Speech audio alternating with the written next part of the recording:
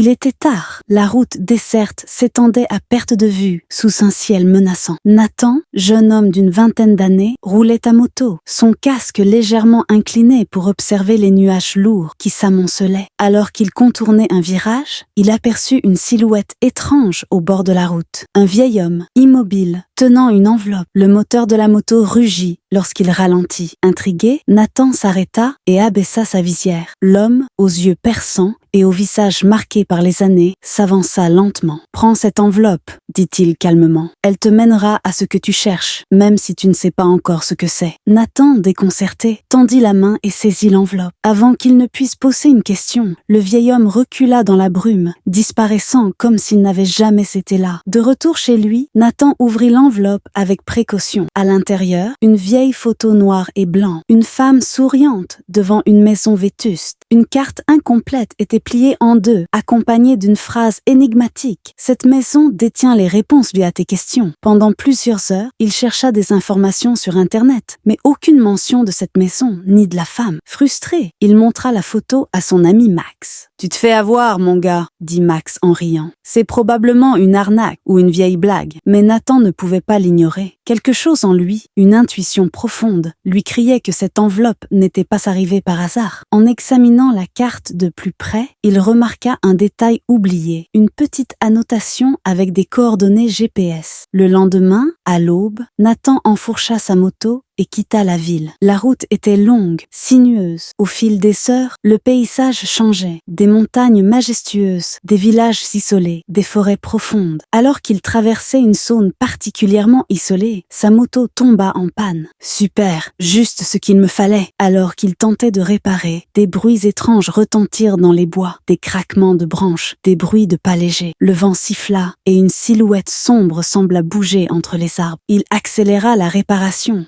le cœur battant. Finalement, la moto redémarra et il reprit sa route, soulagé. Nathan arrive dans un petit village reculé. L'endroit semblait figé dans le temps. Des rues étroites en terre battue, des maisons aux toits usés par les intempéries. Les habitants étaient méfiants. Lorsqu'il montra la photo, certains détournèrent le regard. Une femme âgée, Sophia, l'interpella discrètement. « Cette maison, elle cache des secrets. Beaucoup ici préfèrent ne pas en parler. Suis la carte, mais sois prudent. » Son avertissement ne fit qu'alimenter la curiosité de Nathan. Il suivit les indications de la carte jusqu'à atteindre une maison abandonnée, perchée au sommet d'une colline. La bâtisse, dévorée par le temps, semblait garder jalousement ses secrets. À l'intérieur, Nathan découvrit des meubles couverts de poussière, des objets éparpillés et une vieille horloge grand-père. En inspectant l'horloge, il trouva un compartiment secret renfermant une clé ancienne et un journal. Les pages jaunies appartenaient à Maria,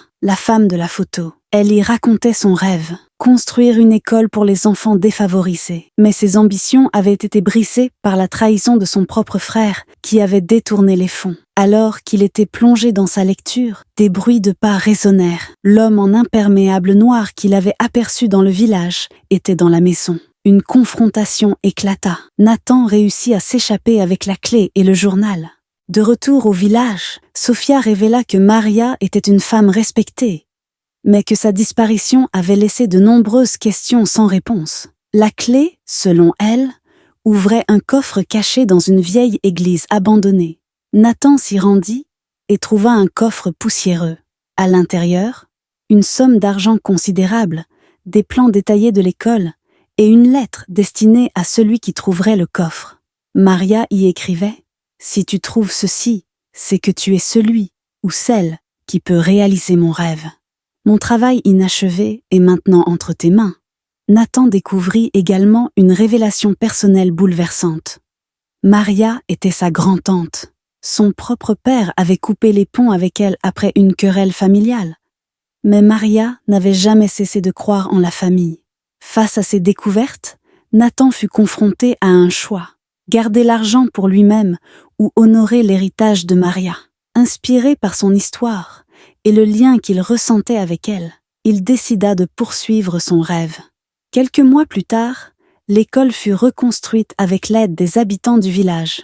Nathan y enseigna aux enfants, trouvant un nouveau sens à sa vie. Ce voyage nous a appris que le véritable héritage ne se mesure pas en argent, mais en l'impact que nous laissons sur les autres. Si cette histoire vous a captivé et inspiré, n'oubliez pas de vous abonner à la chaîne pour ne pas manquer nos prochaines vidéos remplies de mystères, d'émotions et d'aventures incroyables. Activez la cloche pour recevoir toutes les notifications et laissez un like si vous avez aimé cette histoire. Ensemble, explorons encore plus d'histoires qui touchent le cœur et éveillent l'esprit.